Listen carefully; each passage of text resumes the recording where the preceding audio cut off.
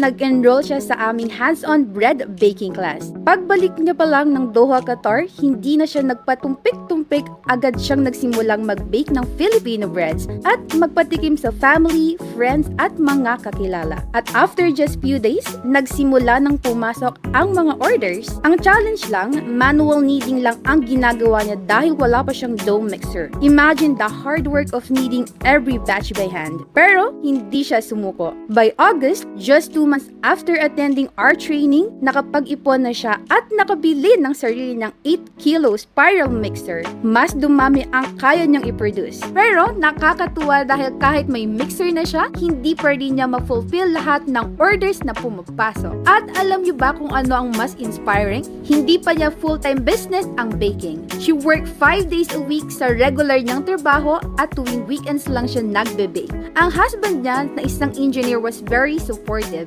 At pareho silang masayang-masaya dahil naging malaking dagdag income ang kanilang bread business. Ang story niya proves na hindi mo kailangang magsimula ng malaki. Sometimes, all you need is the right training, the determination to start, at ang sipag na ituloy kahit mahirap sa umpisa. Who knows? Baka ang simpleng pag-aaral ng bread baking today, magsimula